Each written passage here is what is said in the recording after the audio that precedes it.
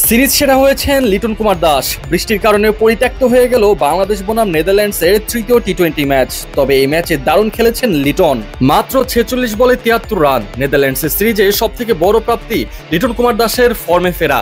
লিটন এই 73 রান করতে 6টি চার এবং 4টি ছক্কা হাঁকিয়েছেন। লিটনের এমন দুর্দান্ত ফর্মে দেখে বাংলাদেশের সকল ক্রিকেট ভক্তরা দারুণ খুশি, কেননা দলের অধিনায়ক ভালো করলে সেটার প্রভাব দলের বাকিদের মধ্যেও পড়ে। এশিয়া কাপের আগে লিটন যেহেতু ছন্দে ফিরেছেন, তাই বলার অপেক্ষা রাখে না।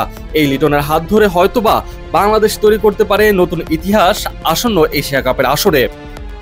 নেদারল্যান্ডসের বিপক্ষে আগের 2 ম্যাচে টাইগাররা শুরুতে বোলিং আসলেও এবার আগে ব্যাট করতে নামে। একাদশে আসে বিরাট পরিবর্তন। 2 ওপেনার ইমন ও তামিম দুজনকে বিশ্রামে দিয়ে মূলত তাদেরকে খেলানো হয়েছে যারা গেল 2 ম্যাচে একাদশে জায়গা পাননি।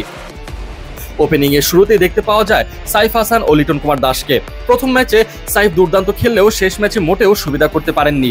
8 বল মোকাবেলা করে মাত্র 12 রান করেন, হাঁকিয়েছিলেন 2টি চার। তবে অপর প্রান্তে থাকা লিটন কুমার দাস সমান তালে চালিয়ে যাচ্ছিলেন নিজের ব্যাট। লিটনের ব্যাটে রানের ফোয়ারা দেখার দিনে অবশ্য বাকি ব্যাটারদের অবস্থা কিছুটা নাজুক বলা যায়, কেননা 2 ম্যাচে সুযোগ না পাওয়া তাওহিদ হৃদয় তৃতীয় ম্যাচে সুযোগ পেয়ে তা কাজে লাগাতে পারেননি। 14 বল মোকাবেলা করে মাত্র 9 রান করেন, যেখানে তার ব্যাট থেকে দেখতে পাওয়া যায়নি কোনো বাউন্ডারি। অপরদিকে শামীম পাটোয়ারি ক্রিজে নেমে একটি চার হাঁকিয়ে 19 বলে 21 রান করে আউট হয়ে ফিরে যান প্যাভিলিয়নে। সবার যাওয়া আসার মিছিলে একমাত্র উজ্জ্বল ছিলেন লিটন কুমার দাস।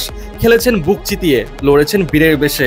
অবশ্য সবাই আশা করেছিল লিটন যেভাবে হাফ সেঞ্চুরি করেছিল সেটাকে সেঞ্চুরিতে রূপান্তর যেন করতে পারেন এই কাপ্তান, কিন্তু দুর্ভাগ্যবশত তা আর হলো না, যার ফলে 46 বল মোকাবেলা করে 73 রান করেই ফিরে যেতে হয় প্যাভিলিয়নে।